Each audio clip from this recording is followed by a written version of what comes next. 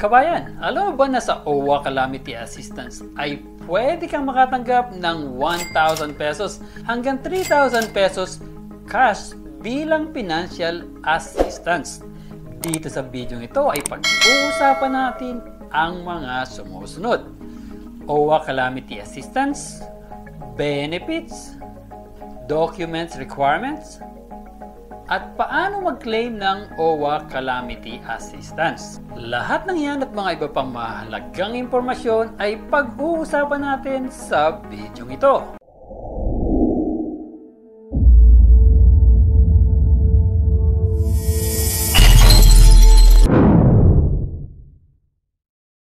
Sa lahat ng OFW, active OWA members na nahaharap sa isang trahedya tulad ng mga national disasters o human-induced calamities, isa sa mga benepisyong maaari mong applyan sa OWA ay ang Calamity Cash Assistance.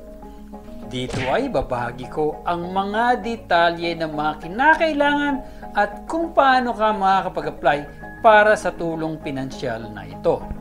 Tandaan na walang OWA Calamity Loan at hindi ito utang. Sa halip ay nag-aalok ang OWA ng tulong pinansyal. Malinaw po ang sinabi ko, ito ay isang tulong. Hindi mo kailangan magbayad ng anuman sa OWA pagkatapos mong i-claim ang Calamity Assistance. Ito ay isa sa mga social benefits na binibigay ng Overseas Workers Welfare Administration, OWA. At ito ay under sa Welfare Assistance Program, na kung saan ay magbibigay ng tulong sa mga aktibo o hindi aktibong miyembro ng OWA at kanilang mga pamilya na hindi kwalipikado para sa iba pang mga programa at serbisyo. Saklaw ng Welfare Assistance Program ang Calamity Assistance, Bereavement Assistance, Medical Assistance at Relief Assistance. Sa sunod-sunod na kalamidad na dumarating sa bansa, mahalagang malaman ng mga OFW at kanilang pamilya ang Calamity Assistance Welfare Program.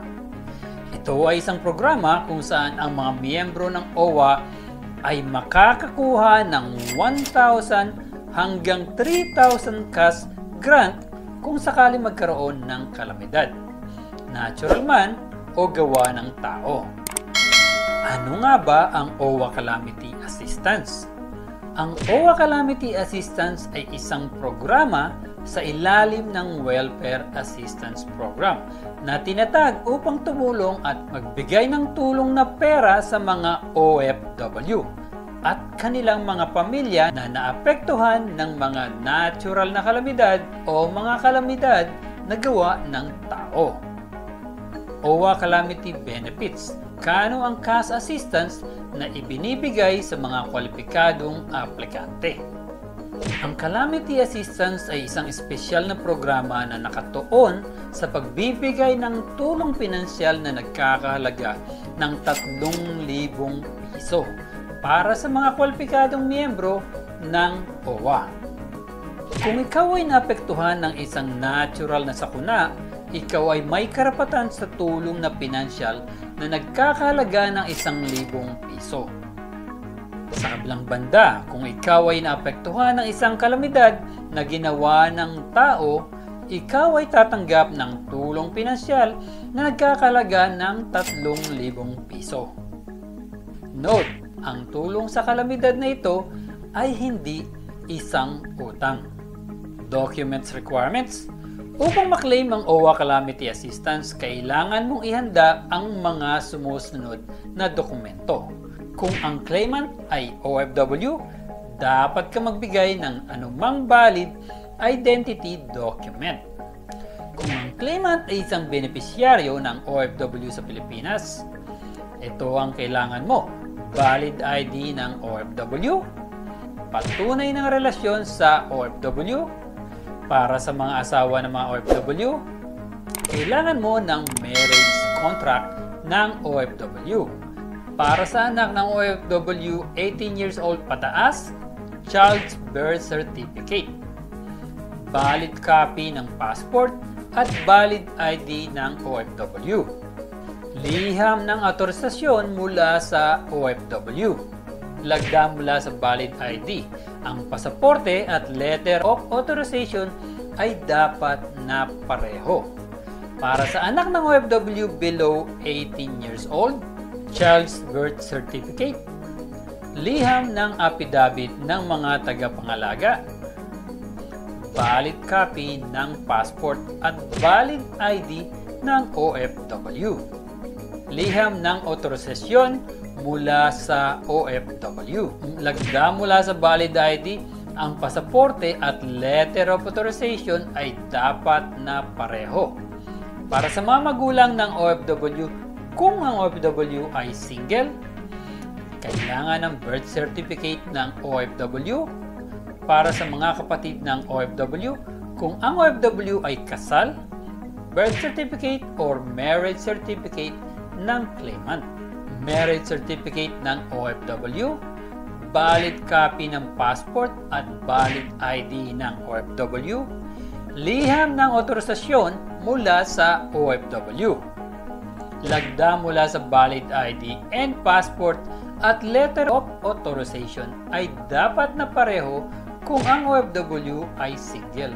Birth certificate ng OFW, valid copy ng passport at valid ID ng OFW. Liham ng otorisasyon mula sa OFW, lagda mula sa valid ID, ang pasaporte at letter of authorization ay dapat na pareho. Ito naman ang step-by-step guides kung paano mag-claim ng OWA Calamity Assistance. Kaya sa pangkalahatan, may dalawang paraan para mag-apply ka para sa Calamity Assistance o anumang programa mula sa OWA. Ang una ay mag-apply para sa Calamity Assistance sa pamamagitan ng online website. Ang pangalawa ay mag-book ng appointment online at bisitahin ang pinakamalapit na OWA Regional Office o Polo OWA Office kung ikaw ay nasa ibang bansa. Calamity Assistance Online Application Form. Para sa higit na kaginhawaan, mas mahusay na mag-apply online. Pagkatapos ng lahat tayo ay nahaharap sa isang sitwasyong pandemya at pinakamahusay na subukan at manatiling ligtas hanggat maaari. Narito ang mga hakbang para mag-apply para sa OWA Calamity Assistance Online. Bisitahin ang site ng OWA para sa Calamity Assistance Form. Ibigay ang lahat ng kinakailangang detalye tungkol sa OFW. Kung ang aplikante ay OFW, click Self at ibigay ang pangalan ng OFW. Beneficiary, click the appropriate relationship with the OFW. And then, click Next. I-click ang pumili ng file at mag-upload ng 2x2 ID picture ng aplikante. Ilakip ang passport ng OFW. Ilakip sa tabi ang valid ID ng claimant beneficiary. Para sa patunay ng relasyon, ilakip ang mga kinakailangang dokumento. I-submit ang application. Hintayin makipag-ugnayan sa iyo ang iyong application evaluator. Para sa iba pang mga kaso at katanungan ay mangyaring makipag-ugnayan sa opisina ng OWA na malapit sa inyo. Maaaring kailanganin mong mag-book ng schedule ng appointment bago bumisita sa opisina ng OWA. Maaari mong i-claim ang Calamity Assistance Welfare Program sa pamamagitan ng pagbisita sa pinakamalapit na OWA Regional Welfare Office para sa mga OFW sa Pilipinas o anumang Philippine Overseas Labor Office, POLO, para sa mga OFW sa ibang bansa.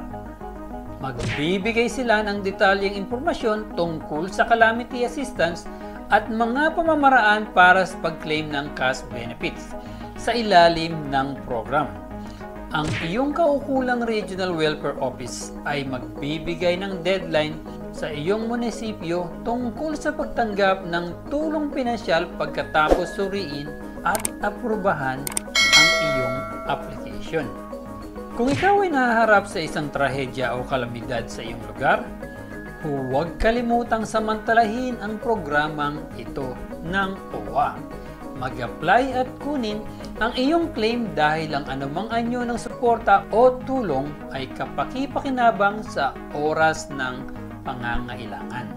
Para sa karagdagang impormasyon, bisitahin ang OWA website o bisitahin ang kanilang direktoryo para sa OWA offices na malapit sa inyo sa link na ito.